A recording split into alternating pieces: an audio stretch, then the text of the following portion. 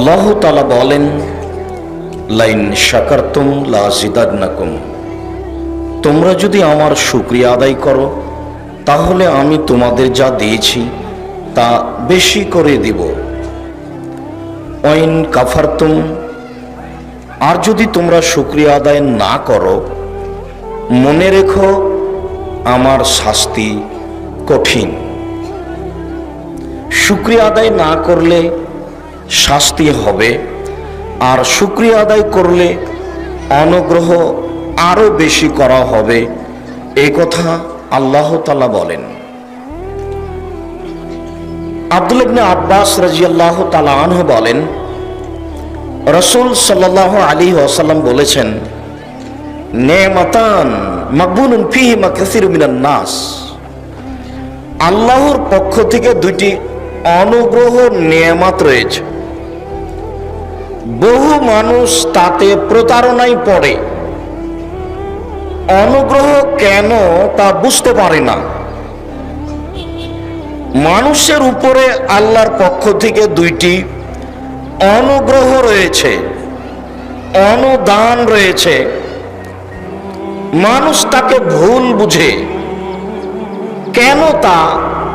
কেন অনুগ্রহ, মানুষ তা বুঝতে চায় না, বুঝার প্রয়োজন মনে করে না।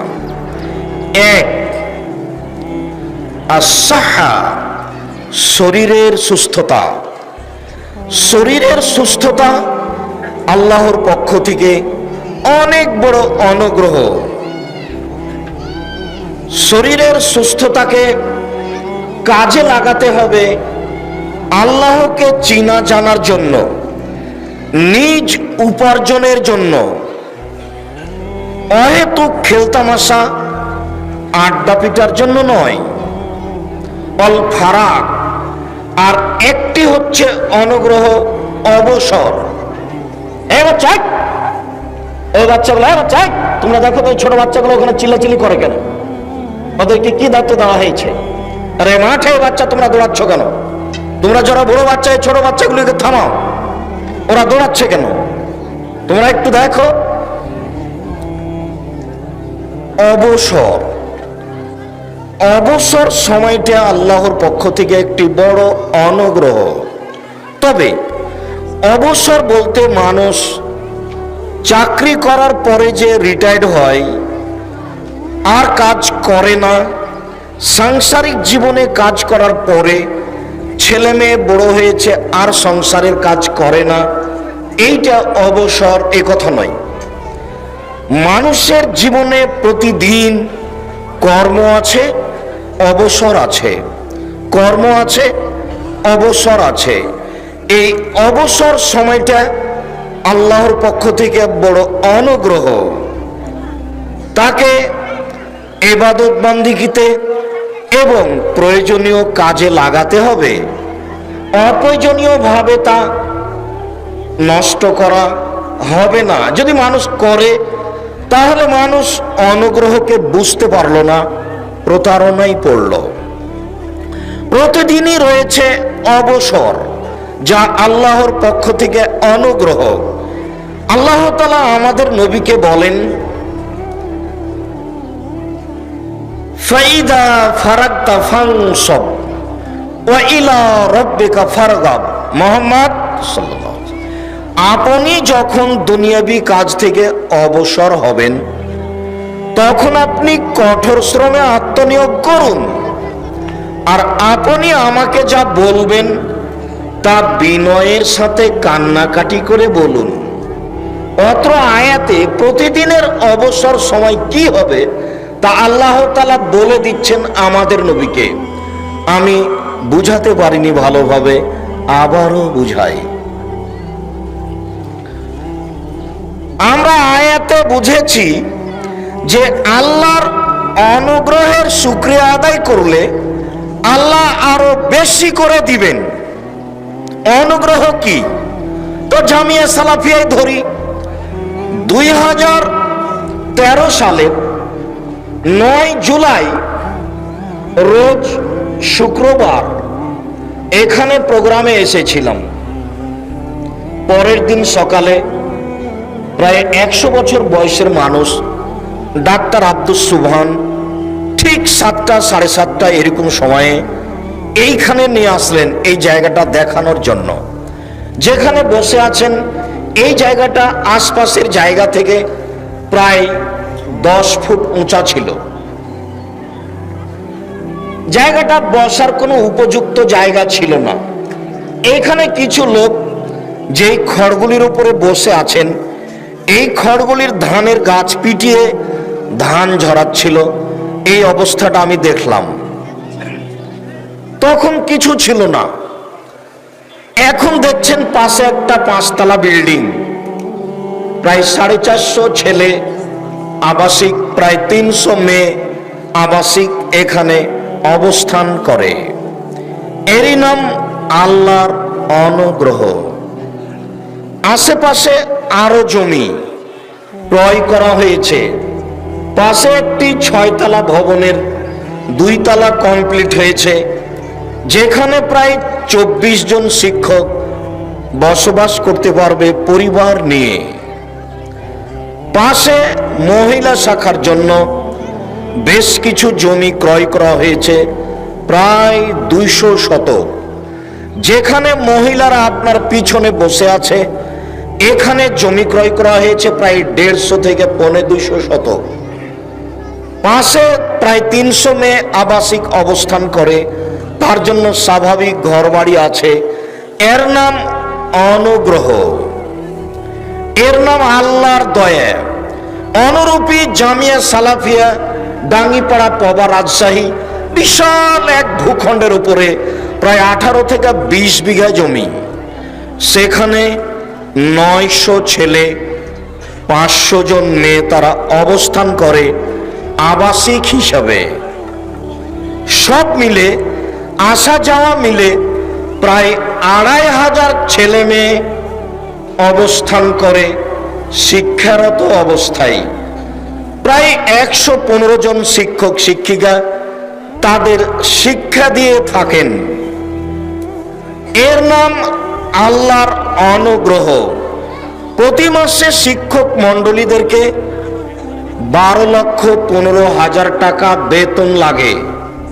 আমার অনুমান এখানে ওখানে প্রত্যেক দিন দৈনন্দিন কাজে কেউ রাজমিস্ত্রি, কেউ টিন মিস্ত্রি, কেউ স্যানিটারি মিস্ত্রি, কেউ কারেন্ট মিস্ত্রি, কত যে মিস্ত্রি আমি নিজেও বুঝি না। বিকালে দেখা যায় প্রায় 20,000 থেকে 30,000 থেকে 40,000 থেকে প্রায় 50,000 টাকা প্রায় দেখি যে আমি লেবার মিস্ত্রি বিল আসে। সাথে সাথে জামিয়া সালাফিয়া ডাঙ্গিপাড়া পবা রাজশাহীতে 90% জমির উপরে 3000 মুসল্লি সালাত আদায় করতে পারবে এরকম একটা মসজিদ নির্মাণ প্রায় কাছাকাছি, ঢালাই শেষ। এরই নাম অনুগ্রহ। আল্লাহ তাআলা বলছেন, তোমরা যদি আমার অনুগ্রহের শুকরিয়া আদায় করো আমি বেশি করে দিব, আর যদি আমার শুকরিয়া আদায় না করো মনে রেখো আমার শাস্তি বড় কঠিন। অল্পতেই খুশি, আলহামদুলিল্লাহ। এক আলহামদুলিল্লাহ অনেক। আবু মুসা আশআরী রাদিয়াল্লাহু তাআলা আনহু বলেন, রাসূল সাল্লাল্লাহু আলাইহি ওয়াসাল্লাম বলেছেন, আফজালুদ দুআয়ে আলহামদুলিল্লাহ, সবচেয়ে উত্তম দোয়া হচ্ছে আলহামদুলিল্লাহ। ও আফজালুদ যিকরি লা ইলাহা ইল্লাল্লাহ, সবচেয়ে উত্তম জিকির হচ্ছে লা ইলাহা ইল্লাল্লাহ। সম্মানিত বিভিন্ন জেলার উপস্থিত দিনী ভাই বোন, আমি আপনাকে আল্লাহর অনুগ্রহ দেখাচ্ছি। আল্লাহর নবী বলেন, মানুষের উপরে 2টি অনুগ্রহ আছে যা মানুষ বুঝতে পারে না, ভুল বুঝে। তার একটি হচ্ছে শরীরের সুস্থতা, এইটা আল্লাহর একটা বড় অনুগ্রহ। 2 অবসর সময়। অবসর বলতে প্রত্যেক দিন কর্মের পরে যেটুকু মানুষ বসে শুয়ে থাকে তার নাম অবসর সময়। এই অবসর সময়টুকু আমি মানুষের বদনাম গীবাত শত্রুতা করার জন্য, দোকানপাটে বসে আড্ডা পিটার জন্য দিনই। আল্লাহ তাআলা আমাদের নবীকে বলে দিচ্ছেন, শুনুন আপনার অবসর সময়, শুনুন, ফাইদা ফারাগতা ফানসাব ওয়া ইলা রাব্বিকা ফারগাব।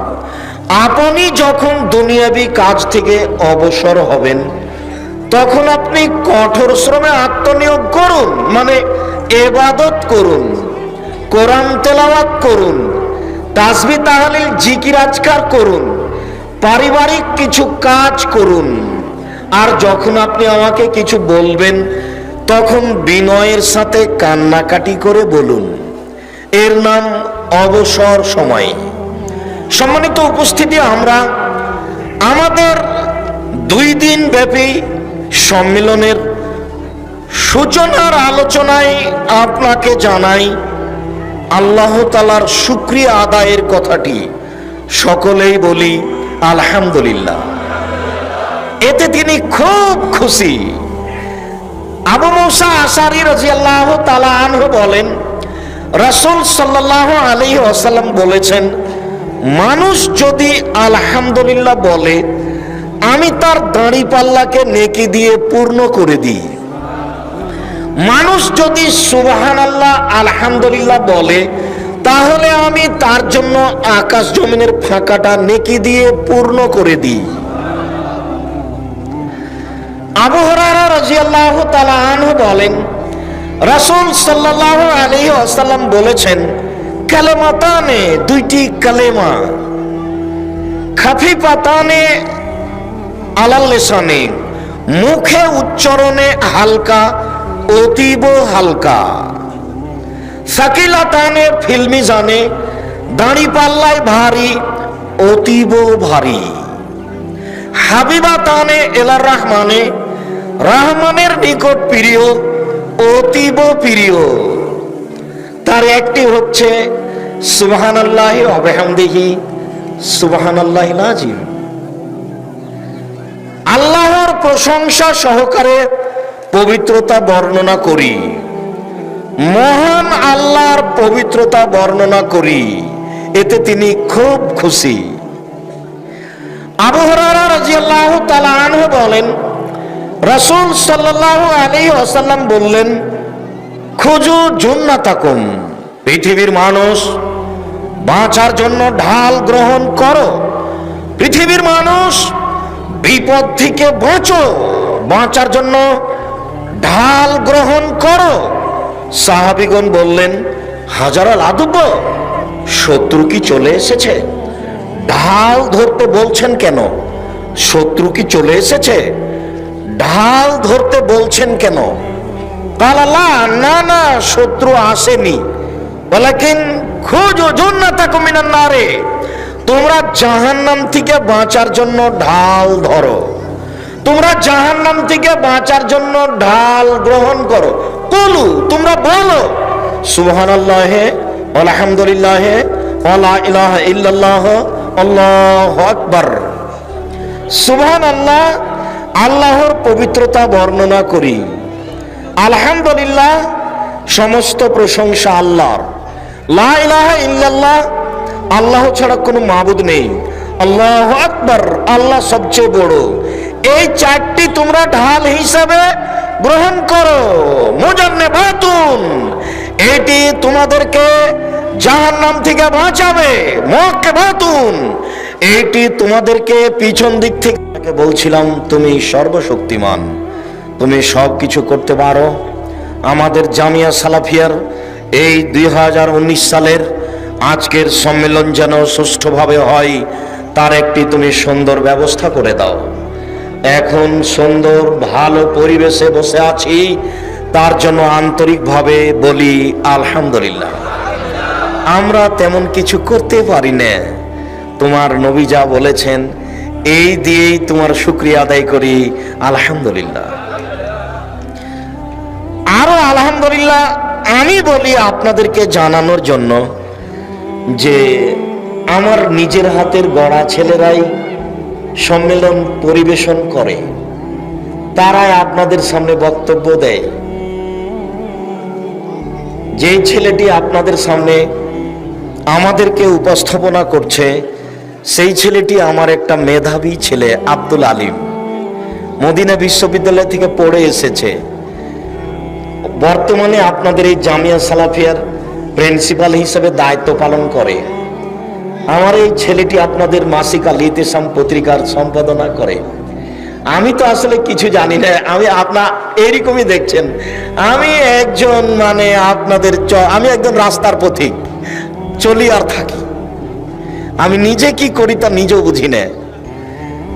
যেসব বাচ্চাগুলি আপনাদের সামনে দাঁড়িয়ে আরবি, ইংরেজি, বাংলা ভাষায় অনুবাদ করলো, কোরআন তেলাওয়াত করলো, এই বাচ্চাগুলি আপনাদের এই জামিয়া সালাফিয়ার ফল। এইটাই আমার দেশবাসীর, জাতির, সারা পৃথিবীর শুকরিয়া আদায়ের মাধ্যম। আলহামদুলিল্লাহ। তাই আন্তরিকভাবে আল্লাহকে আমি বলি, আমি মানুষ, আমার কোনো ভুল ত্রুটি থাকতেও পারে, তুমি আমার ভুল ত্রুটির সংশোধনের পথ খুলে দাও। আমি জেনে শুনে সজ্ঞানে কোনো ভুল করছি, জুলুম অন্যায় করছি, এটা আমি বুঝতে পারি না, যেন এটা না হয়। আমার ত্রুটির কারণে এত বড় অনুগ্রহ, অনুদান তুমি কম করে দিবে, এটা চাই না। আরো তোমাকে জানাচ্ছি, আমি এখানে নিজে আসিনি। জামিয়া সালাফিয়া ডাঙ্গিপাড়া পাবার রাজশাহীতে আমি নিজে যাইনি। আমাকে 4 দিন যাবৎ ডেকে ডেকে নিয়ে যাওয়া হয়েছে। এখানে আমি নিজে আসিনি। 3 দিন 4 দিন আমাকে নিয়ে এসে বলার পরে আমি কাজ আরম্ভ করেছি। আমি এই কাজ নিজে নিইনি। অতএব আমার ভুলের কারণে তুমি এই কাজের ঘাটতি নিয়ে আসিও না। আমরা মানুষ হিসেবে আন্তরিকভাবে তোমার কাছে আবেদন করছি, আমাদের ভুল ত্রুটি মাফ করে তুমি এটাকে বড় করে দাও, জাতির জন্য উজ্জ্বল মাধ্যম করে দাও। জাতি যেন তাদের ছেলে মেয়েকে এই জামিয়া সালাফিয়ার মাধ্যমে উচ্চ শিক্ষা দিতে পারে। জাতি যেন এই জামিয়া সালাফিয়া রূপগঞ্জ, নারায়ণগঞ্জ, ঢাকা, জামিয়া সালাফিয়া ডাঙ্গিপাড়া পাবা রাজশাহীতে প্রতি বছর দুইবার এসে বিষয় ভিত্তিক কোরআন এবং সহিহ হাদিসের বিশুদ্ধ আলোচনা শুনতে পারে, এর তুমি ব্যবস্থা করে দাও। এখানে কোনো দলের পক্ষে বিপক্ষে কথা হবে না, এখানে কারো বিরুদ্ধে কোনো কথা হবে না, এখানে কোনো নির্বাচনের কথা হবে না, এখানে কোনো মানুষ আপনাকে তার দিকে ডাক দেবে না। প্রত্যেক উচ্চ শিক্ষিত জ্ঞানীগুণী পণ্ডিতগণ, doctor Muslehuddin, doctor Abu Bakar Zakaria, doctor Manzur Elahi, doctor Imam Hossain, doctor Muzaffar bin Mohsin, doctor Imam Uddin বিন আব্দুল বাসির, শেখ আকরামুজ্জামান বিন আব্দুল সালাম, শেখ আব্দুল রুমাদানি, শেখ আপনার ওই কাজী ইব্রাহিম সাহেব, আরো যারা আমরা আছি, আপনাদের সামনে বিষয় ভিত্তিক সময় সাপেক্ষে আলোচনা পেশ করব ইনশাআল্লাহ। সম্মানিত উপস্থিতি, আপনারা স্বাভাবিকভাবে অসুবিধাগুলিকে গ্রহণ করবেন, সুবিধাগুলিকে সহজভাবে নেওয়ার চেষ্টা করবেন। পাশে 5তলা বিল্ডিংয়ের প্রত্যেক স্তরে পূর্ব দিকে 10টি করে টয়লেট আছে, বা 5টি টয়লেট, 5টি গোসলখানা আছে, যা সময়ে ব্যবহার করতে পারবেন। হাতের বামে মসজিদের পাশে বেশ কিছু টয়লেট, অজুর ব্যবস্থা করা হয়েছে। আমাদের যেখানে মহিলারা বসে আছেন তাদের পাশেও তাৎক্ষণিকভাবে কিছু টয়লেটের ব্যবস্থা করা হয়েছে, অজুর ব্যবস্থা করা হয়েছে।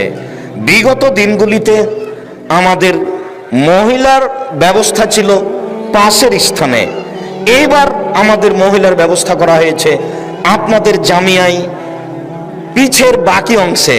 সেই জায়গা গত বছর আমাদের অনুপযুক্ত ছিল, আজ এবছর কিছুটা উপযুক্ত করা হয়েছে, সেখানে আমাদের মহিলারা বসে। আপনারা জামিয়া সালাফিয়ার যেগুলি সুবিধা সহজে ভোগ করা যায় তা ভোগ করবেন এবং অবস্থান করবেন।